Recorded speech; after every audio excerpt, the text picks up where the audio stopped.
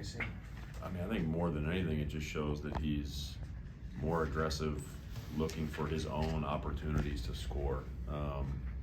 He knows that he's somebody that, you know, I want to be a great decision maker for us. He has a lot of moments where his responsibility is to find open teammates, but you have to balance being aggressive for yourself in order for the defense to really respect you.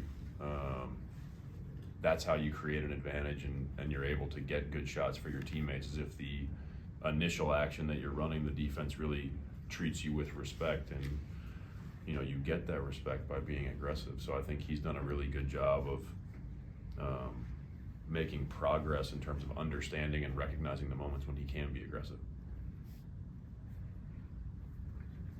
Hey, Coach, could you just follow up with Omer and making his third start?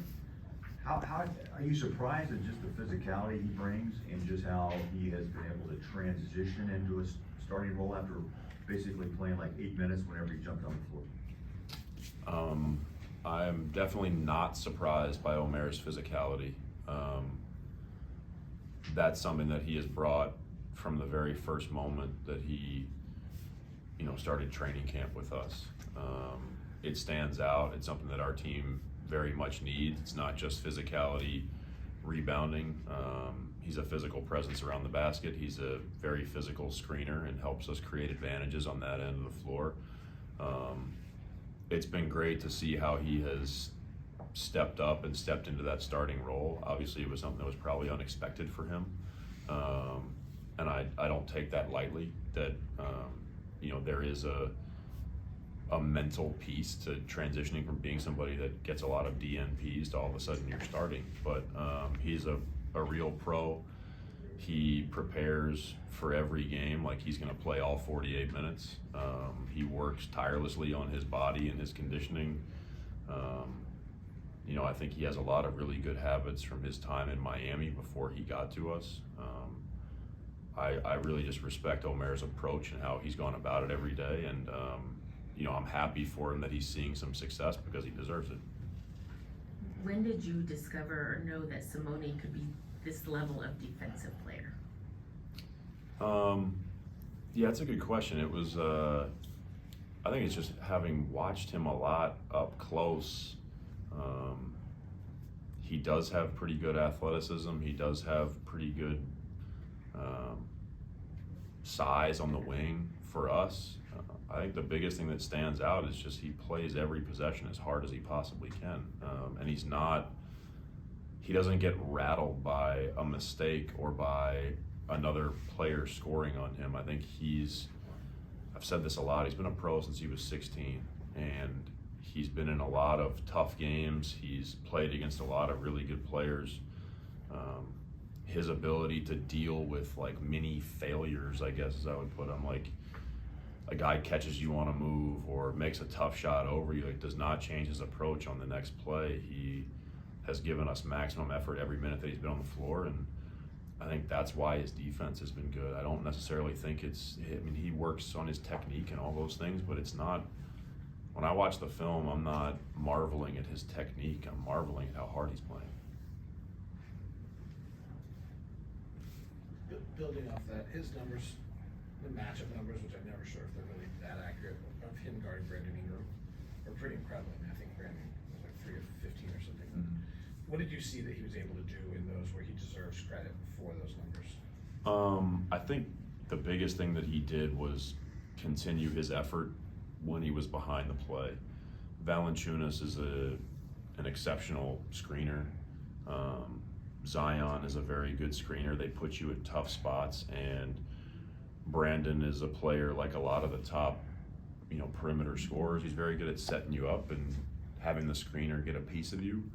And so then it was up to Simone to give as much effort as he could to get back into the picture, whether that was contesting from behind or on the side of Brandon, just trying to find ways to get himself back in the play.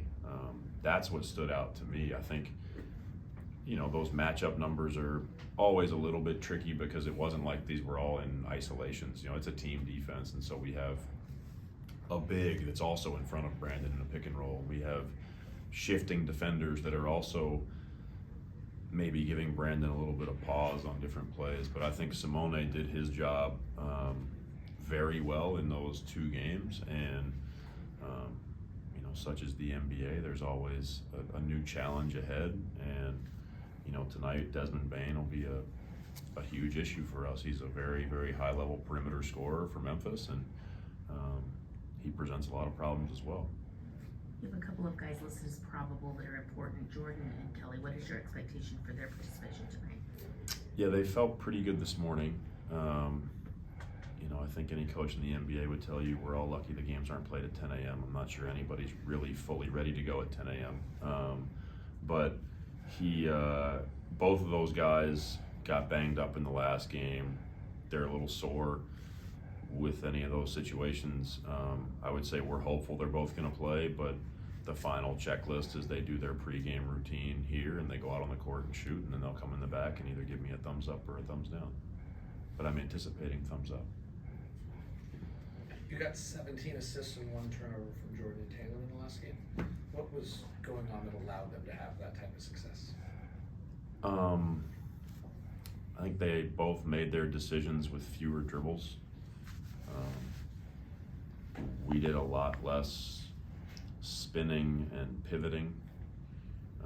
In the last game, we, as a team, not just those 2, saw the moments of, this isn't my opportunity to score, I just need to get off the ball and move it.